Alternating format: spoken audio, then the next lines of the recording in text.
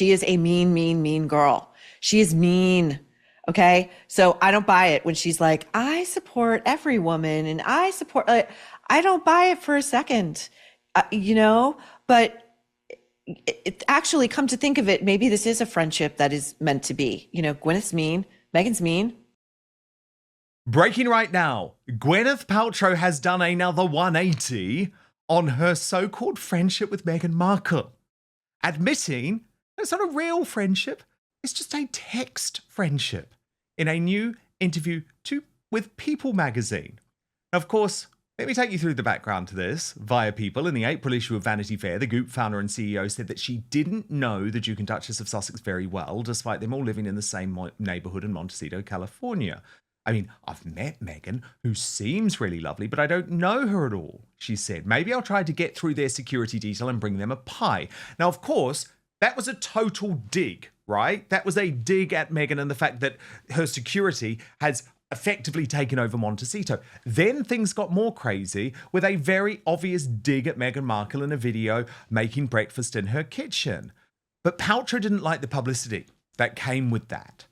So she did that fake Instagram video with Meghan. However, back to the article, Paltrow told People that she and the Duchess now have a text friendship so far. She said that since she's been busy traveling, the two have not yet had the chance to spend a lot of time together in person. But the Iron Man actress also quashed social media rumours that the two women were beefing over similarities between Paltrow's lifestyle company Goop and Meghan Markle's Netflix series With Love, Meghan.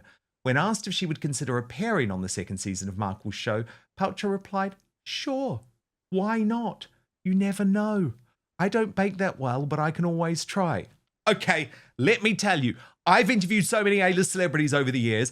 If an answer to a question is ever, "Sure, why not? You never know," they're telling you absolutely not. That is the translation there. Now, we're going to get analysis from our Royal Mastermind Angela Levin in just one moment. But first, Maureen Callahan, who has covered both of these women for some time and thinks they're both nasty, mean girls, had a particularly interesting take on the friendship between Gwyneth Paltrow and Meghan Markle. They haven't had FaceTime, even though they're Montecito neighbors. Okay, so whatever. Gwyneth shared. I love it when they go, Gwyneth shared. It's a gift that she's giving us, this little tidbit of info. Quote: "We have a text for friendship so far. I've been traveling quite a bit." Okay. And then she addressed the rumors that she and Meghan are rivals because they're both sort of in the same space, this lifestyle / wellness / food space. And then Gwyneth said, "I don't like that when people try to pit women against each other." Now, I know firsthand from people who know Gwyneth very well and have for a long time. And these are people who actually enjoy aspects of Gwyneth. They do, but she is a mean, mean, mean girl. She is mean. Okay. So I don't buy it when she's like, I support every woman and I support, I don't buy it for a second, but it actually, come to think of it, maybe this is a friendship that is meant to be. Gwyneth's mean, Meghan's mean. But Angela, it's pitiful, isn't it? Like, we all saw what Gwyneth was doing with Meghan. We all saw that she was taking the piss out of Meghan. We all saw that she was making those comments in Vanity Fair, taking a dig at Meghan. Then, because she didn't like the publicity around that, she did that stunt with Meghan. Now she's trying to backtrack and say, oh, it's only a text friendship. I mean, it's no friendship. What are you doing, Gwyneth Paltrow? You're allowing yourself to be markled like everyone else. Yeah. It seems that she actually wants to stay in the spotlight. And if she can't do that in a serious way or a kindly way, she can just mess it around. And so you don't know quite what she's doing, just like you don't know what Meghan's doing, but she's actually getting a bit of spotlight and people will see her. I don't think she's been seen lately as much as she used to be. So that could actually think, look, I've got to be seen so that maybe somebody will offer me a film to do, and it's very difficult in this country, but perhaps it can help if they just see me, how I look, how I talk with Meghan, how beautiful I can be, except that she's got a wig now, and she doesn't like the fact that people knew that. They took a photo of her and they could tell that it wasn't actually normal hair from their back, and she was quite cross. So she would say, she'd try and get over that and make people think about other things. But it's very silly, isn't it? She just sort of says, "Oh, I'm Meghan." I think she's just perhaps thinking that Meghan will get quite a lot of people because she's working so hard and she knows so many royals. But that's not how it's going to be at all. So she's just waiting to see how she can grab a little bit of the spotlight. Well, of course, but it's It's like, Angela, necessary. she must think we're stupid. It's like this video, which remember came out just after with Love Meghan. She used, we can't play it for copyright reasons, but she used the same soundtrack as Meghan's series. And it was quite clearly taking the piss out of Meghan making breakfast. So it's like, Gwyneth, Yeah. just stand by your words. Like Martha Stewart stood by her words. She didn't turn around and say, oh, actually, I'm now going to say that I'm text friends with Meghan. It's very weird. Very, very weird, I think. Yeah, but I And think Gwyneth a is lot playing of that. games. Yeah, I think a lot of actresses get very, very nervous and anxious that they're not actually right in the front line. So they just try and do anything. You can see that. It's just let me grab this just to get a bit of attention. And of course, they're both publicity whores. Let's just be honest about it, because this weekend we've had Meghan back on Instagram trying to distract from all of this. And using the children to make her more popular also annoys me. Harry can't bear it, but he won't say, no, please don't do that, because he's frightened. And so she just carries on. But she does assume that everybody wants to know everything she's doing, from the small to the large. And she just goes on and on about that. And people don't. She needs to break it, to stop it, to disappear for a few months. And then people say, Oh, when did chance would be a so much fine do?" thing. Chance would be a fine thing, because actually at the moment, Angela, it's like constant. She just thinks Yes. more publicity is good, even if the publicity is bad. And this video, Angela, which came out yesterday, wasn't fooling anyone. It's Caught up on this pathetic, week's isn't episode it? of Confessions of a Female absolutely Founder, but pathetic. it's such a good one. And it reminds me of that quote, wherever you go, there you are. That is what my conversation with Cassie is like, because 20 plus years later, so much has changed, and yet we are so much the same. So I hope you get a chance to watch. And in the spirit of memory lane, here are some behind the scenes videos from the making of our photo shoot for Confessions of a Female Founder. Yeah, not Yeah, I fooling mean, that anyone. would never work, because actually I don't believe for a second that somebody you haven't met for so many years, 25 years, did you say? And then they just slipped into it. She's a very different woman because she's been within the royal family and she's married a prince. She wouldn't be the same, actually. Nobody is the same. You can get on, but you're not going to be the same. But in any case, who wants to do that? Who wants to be the same after 27 years? You can tell the story about how you've moved on, but actually, do people want to do that? It's a bit like what she suggested for her children. When they're 16 and 18, they will see all the emails she's made for her, telling them how much she loves them and what clever things she's been doing. I think they'll just go out the window on that lot. And I think this is the same. People don't want to know what you were like 27 years ago. It's now and the future. You can't just keep on going back and think everybody wants to hear what she was like then. Oh, goodness me. No. But Angela, there's even none of this is like good. I mean, as ever official, pure joy in every petal. It's like she's just trying too hard. It's just No. trying too hard. But look, Angela, I have to move on to this more serious story about Prince Harry and that shocking interview with the BBC, and specifically its correspondent, a woman called Nada Tawfik. Now, I think Nada Tawfik has got away with a lot, actually, Angela, because she's not a well-known woman. No one has really targeted her in the same way that we were targeting Oprah Winfrey. And the reason that I believe she should be criticized is because we were told, Angela, that this was an interview where nothing was off limits, right? So the BBC had an opportunity to ask Prince Harry anything. But Nada Tawfik, and she's even admitted this on the BBC website, felt like she was sitting down with a celebrity. Now, what that means is Prince Harry was able to make a whole load of unverifiable, I would argue, Angela, frankly, quite vexatious claims about the British royal family, about his father, about, Angela, a plot within the government to actually take him out, to kill him. And there was no serious pushback. Now, the BBC say there was no issue here, and I'll come to their description of this in just one moment, but I know you've done reporting on this, and the royal family is yet again furious with the BBC, and they have a right to be, don't they? Yes, absolutely. I do know quite a lot about this from, as I say, a very, very, very good source. And they told me that originally Nada wanted to do an interview with him, and it was going to be 2 minutes at the 10 p.m. news.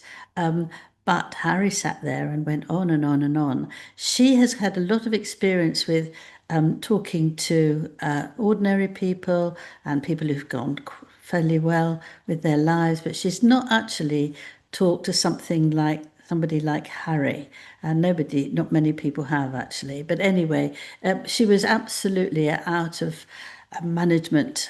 She couldn't really get on with it well, I was told. But Harry talked and talked, and he could find a way of saying all ghastly sorts of things.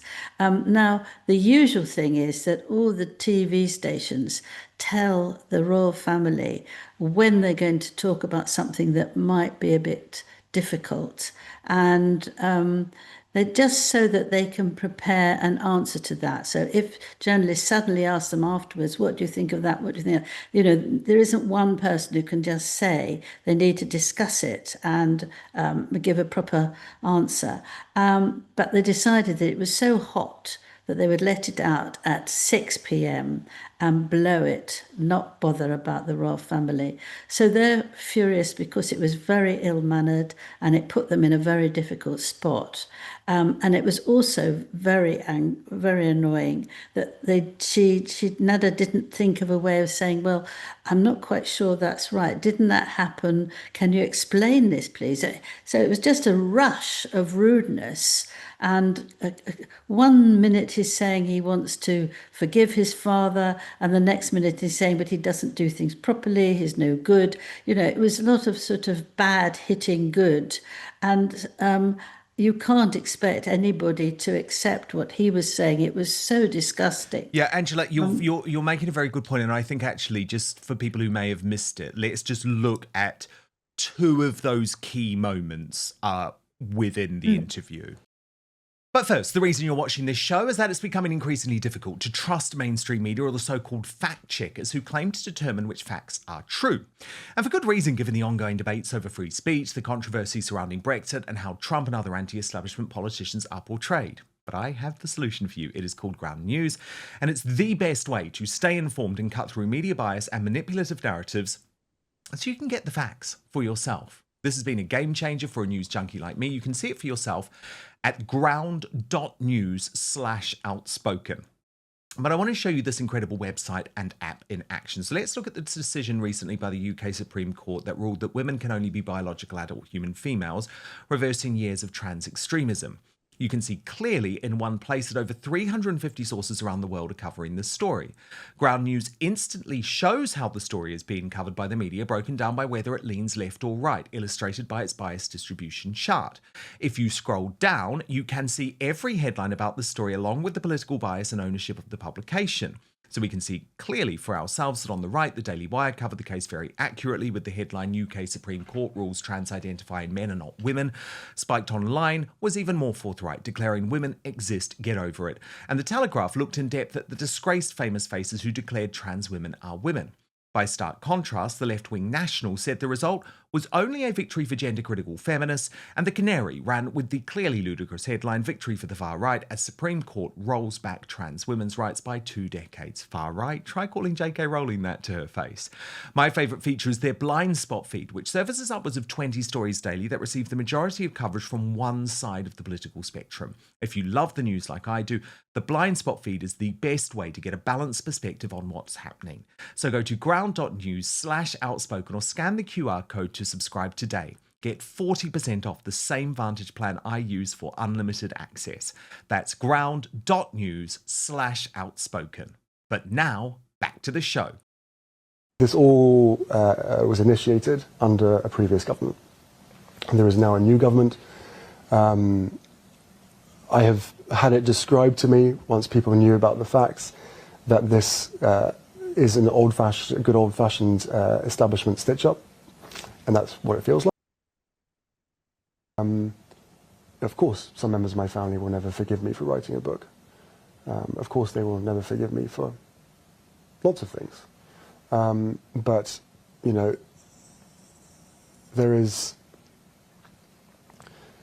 I would love reconciliation with my family. There's no point in continuing to fight anymore. As I said, life is precious. So that's sort of what you're referring to, Angela. Yeah. I mean, you can't say that and then expect them to actually say, welcome back. You know, it's absolutely absurd. The thing is, you see, he's still living in the life of a royal, although he doesn't actually do those things. He still thinks he's got a lot of power. He still thinks that he's very important. And none of these things happen anymore. The royal family has changed a great deal.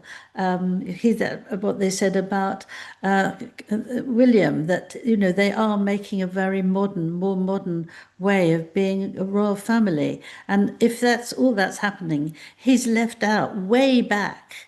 And he expects people to sort of treat him in the same way. Well, you know, he can't expect that.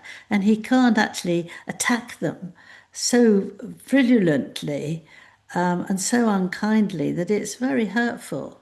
And so whether or not he wants to join them, they don't trust him. They can't trust him. They don't trust him that he might 100%. sell what they say or anything. Totally. But Angela, there also does have to be, I mean, I totally agree with you, right? So much of this is on Prince Harry. But does there not also have to be some comeuppance for the BBC here? Because Angela, imagine if you or I were sitting in front of Prince Harry and we were told that nothing was off limits and you didn't push back at all. Like, I mean, sorry, you've got to say, Harry, wait a moment. What you're saying that there's some type of conspiracy to kill you. Who are you claiming is involved in this conspiracy? You've got to name names. You can't just put that out there as some type of general vibe. It's like you need to name names. And also, Angela, this was the first opportunity where the BBC could have said, please, we need to go back to your claims that the royal family are racist. Are you now backtracking on those claims for good? You know, they are meant to be a public service broadcaster. They're treating him like he's a celebrity, yet actually what they should have done is examined his ludicrous claims. And the reason I'm making this point, Angela, is because the BBC marks its own homework, and they had to admit this week that there had been complaints about the interview. So they posted this headline and they admitted, we received complaints from people who feel we shouldn't have interviewed Prince Harry. Well, I don't feel that. I think they absolutely have a right to interview Prince Harry. But then they go on and that our approach to this interview and subsequent coverage was biased in his favour. Now, Angela, to me, there is absolutely no doubt that the approach to the interview was completely wrong. completely treated him as a celebrity and not as a news figure, and the subsequent coverage without any doubt was biased. That's before we get to your exclusive revelations that the royal family wasn't even told or given a right of reply. But listen to how the BBC responded, because this is what makes me sick. They are just able to mark their own homework and say, oh no, nothing to see here. So they responded saying, our interview with the Duke of Sussex generated global interest and provided our audience with significant insights into Prince Harry's perspective on losing his latest legal challenge over his security arrangements and his relationship with the royal family. Nada Tawfik's tone and approach was appropriate to the context of this interview, which was conducted hours after this court ruling was announced. Nada gave the prince time to express his views while scrutinising statements he made. No, there was no scrutiny. I'm sorry. Back to the BBC statement. Nada asked the Duke why the UK taxpayer should fund his security now he was no longer a working royal. Our coverage of the story included the response from Buckingham Palace and the position of the Home Office.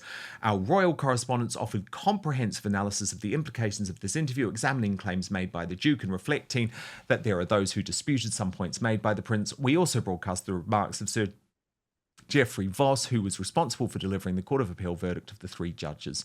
We believe our interview with the Prince Harry was duly impartial and in the public interest, highlighting issues of importance to our audience. And I just despair, Angela, I just despair That last that is their response. sentence, that last sentence is incredibly annoying, actually. You were doing it for they weren't accepting that it was their responsibility. They're just saying, this is the sort of thing our audience want to hear. Well, that's nonsense, isn't it? Absolutely rubbish. Yeah, the audience are actually disgusted with Prince Harry's behaviour and would have been much more appreciative if the BBC had actually challenged him on his multitude of lies. Yes, I mean, that's what they can't always speak out. They can't do that. It's undignified, and they don't do that. So they have to rely on other people saying on their behalf, well, what do you mean by that? Why are you so rude? You've just been very rude to your father, and yet you're saying you want to go back and be close to him. You know, that doesn't go together. You know, you have to answer. A good journalist would do that, wouldn't they? And they don't do that. But what I've been told is that the royal family are so annoyed with the BBC that they are going to get their own back at some time. They usually wait a while, and then when everything's gone a bit cold and calmed down, they come back with a bang. So I'll let you know when it happens. It's quite right too, but you can't expect them to keep on answering all his ridiculous statements and contradictions, because they become drawn into it, and they're not going to do that. They have to be quiet. They get on. They don't talk about him, almost nothing, and they don't read about it. They don't look about it. They just get on because they've got enough on their plates, really, and they're not going to be taken down because he's behaving like a spoilt brat. 100%. But the thing is, Angela, for the BBC to get that potentially historic interview and to do that much of a disservice to the British people in terms of the question they asked, I think it is pathetic. Pathetic. And they should be held to also account. disgusting, isn't it, as well as pathetic. It's a shocking way to behave. And the fact that Nada got all that information unexpectedly, they should have held it back and then, cut out the awful bits. Or at least verified. Discussing. Yes. At least verified and got a proper response rather than just broadcasting. But as I say, the BBC because remember, the BBC is constantly calling people like me a conspiracy theorist, Angela, for things over the past 5 years which have proven to be true. I won't go into them all now, but on a whole load of issues, not just related to the royal family. And indeed, what they allowed Prince Harry to do was broadcast an obvious conspiracy theory that the royal family and the British government are conspiring to kill him, right? Yeah. Without demanding any form of evidence, without demanding any names. It's nuts. It's not journalism, it's celebrity propaganda. And for me, it was when I saw Nada write that piece for the BBC website referring to Prince Harry as a celebrity. And I thought, okay, that's where you've missed the point here. Because when you're going in to interview a celebrity, that is different, right? They may be promoting a movie or something like that. But Harry wasn't on the BBC News as a celebrity. He was on the BBC as a senior public figure who was making very, very serious claims against both the British royal family and the British government, and his answers deserve to be scrutinised. Angela, I wanted to just bring up something that you had been talking about, I think it was earlier in the week, and it was this big push for Princess Eugenie to take on a bigger role within the royal family, something which I think we've both been saying for quite some time is a really good idea and maybe something Prince William is warming to. Well, we have now seen the King's Foundation release this video of Eugenie, who has become the mentor for the 35 under 35. This is the video that has been released. Let's have a look.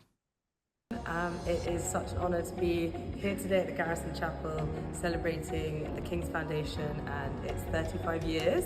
Woo. I am supporting the 35 under 35 programme, which is mentoring 35 people. It's my 35 years, and it's such a great thing to honour His Majesty's celebration of traditional arts, nature, sustainability, and very proud to be here. Yeah.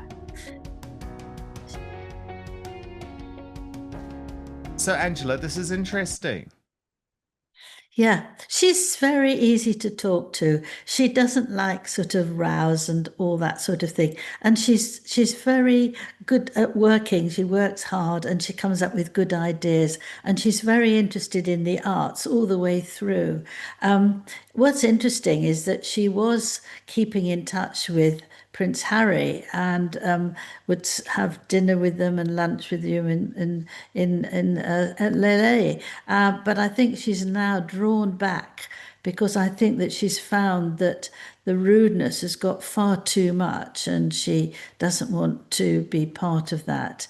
But she is, a hardworking, open woman, and she'd love that. And I think King Charles would be very pleased to have someone who is the right age and has a love for all sorts of arts and he's chosen a whole load of people.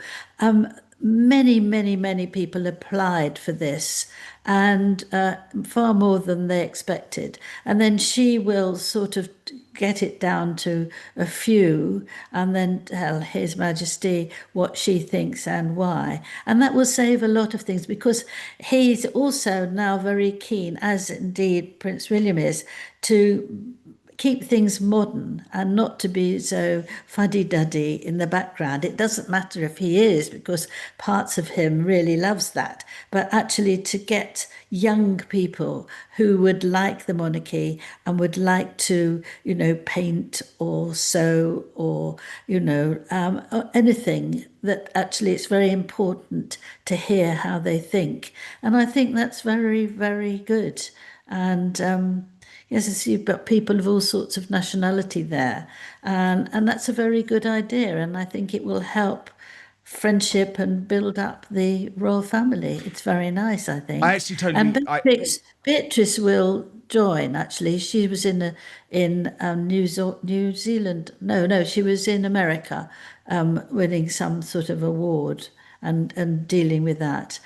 So they're very good together, those two girls, and I think they'll do a good thing, very good thing. Yes, indeed, they will. And I think Prince William, hopefully, Angela, is starting to realise what people like us have been saying for some time.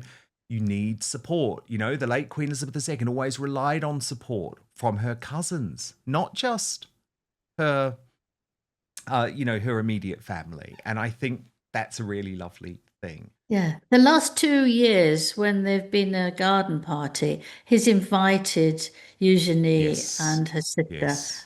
So I think that, he's getting more friendly. He wasn't very friendly with them, but I think that now, well, and I think as the they've fact grown that up, they do a lot of Eugenie work has sort of turned her back on Harry and Meghan as well will help. Yes.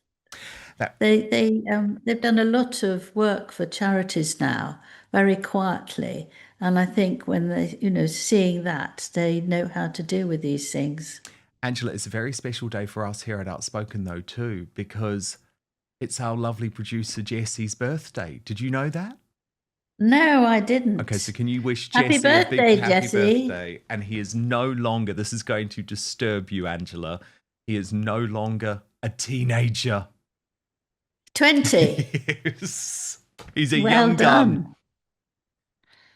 Well done. Yes, it's always a good age to get over, I think. Yes, indeed. Well, many happy returns, and Yes, I hope happy you have a birthday, nice Jessie. party. Thank you for and a all lovely you present. do for us on Outspoken. And of course, if you do want first access to the Royal Uncancelled After Show every single day, www.outspoken.live is the address. Sign up to my Substack. It is the best way to communicate with me directly, get my exclusive, also save me from big tech cancellation, which probably will happen one day. www.outspoken.live. Angela Levin, we will speak next week.